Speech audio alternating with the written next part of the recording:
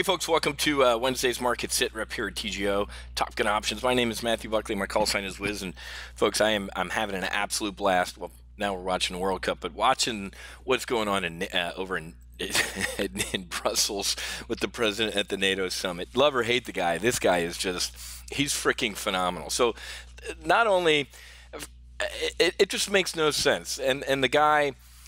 This is what I respect about the man is he has respectful truth over artificial harmony. Now, you might not say it's respectful truth because of the delivery, but the dude was a New York real estate developer. He ain't going to sugarcoat anything. But you ready for this? He was sitting with the NATO Secretary General, Jens Stoltenberg. Mr. Trump called Germany's support for the so where does Germany get 70% of their energy? The Nord Stream 2 pipeline that goes directly from Russia through the Baltic Sea to Germany. So let me get this straight. We're supposed to be guarding you guys against Russia, and then Germany goes out and pays billions and billions of dollars a year to Russia? Explain that. You could hear a pin drop. So whether it was Bush or Clinton or Obama, what did they do for 8 years when these NATO countries, these supposed allies, have not been paying their fair share? Would you run a business like this, folks? Would you run a business where all of you're protecting some of your members, right? First of all, they're not paying you what they're supposed to be paying you, and then they turn around and go to your competitor and start getting supplies from them. Your head would explode. But of course, liberals and Democrats and people without brains don't understand that there's math involved here. And an agreement. On these pieces of paper, folks, you all agreed to pay 2% of your GDP to your defense. And by the way, our GDP just a little slightly higher than most of you combined. Turkey, Canada, France. So pay up.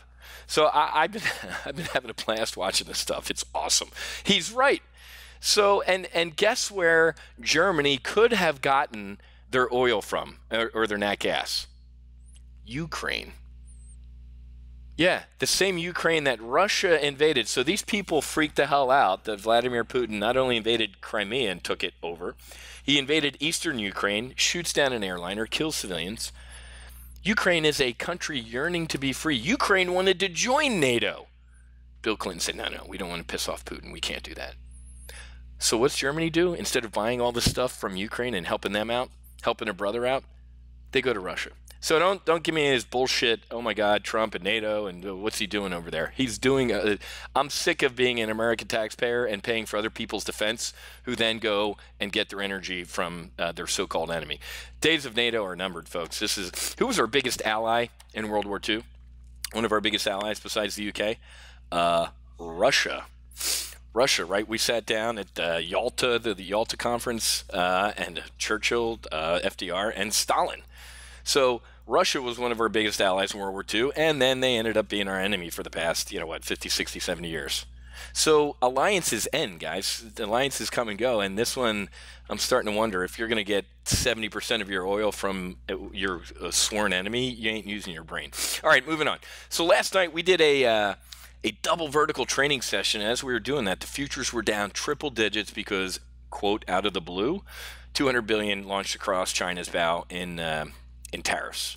And I say, quote unquote, out of the blue because I love the way Steve Mnuchin, our Treasury Secretary, answers questions like this.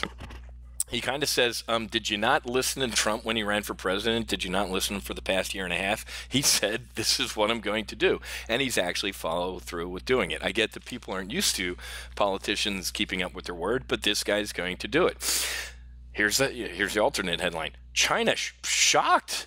Set to hit back at Trump in other ways. So the president right now has a lot of airspeed on his jet right now. GDP is looking great. Jobs are looking good. We had a JOLTS jobs report yesterday that said what? Employers can't hire, man. More job openings than unemployed workers as people quitting hits all-time highs. Employers are literally beating the hell out of each other to try and find employees. So GDP is good, jobs are good. The one worry that we have, obviously, are our Q2 earnings. So yesterday we looked at a SPX bear put spread that I threw on just in case the market decides like, we shrugged really at Q1 earnings back here that were stellar.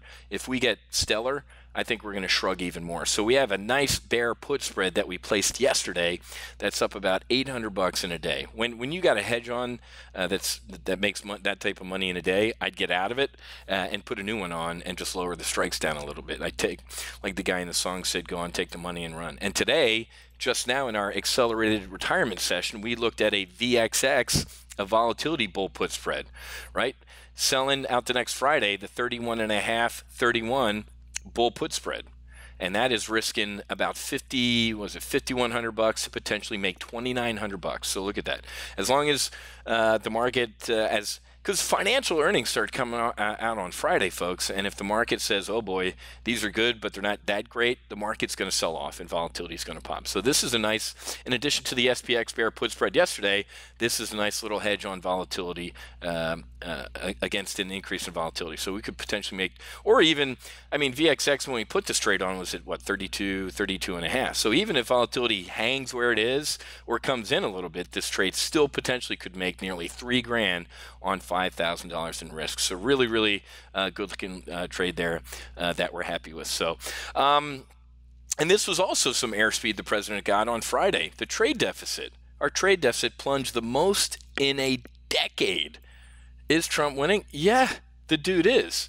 So again, half the country, their face is just melting off when this guy even breathes. The other half of this country, like me, says it is about time that somebody gives a shit about us as a especially me as a taxpayer.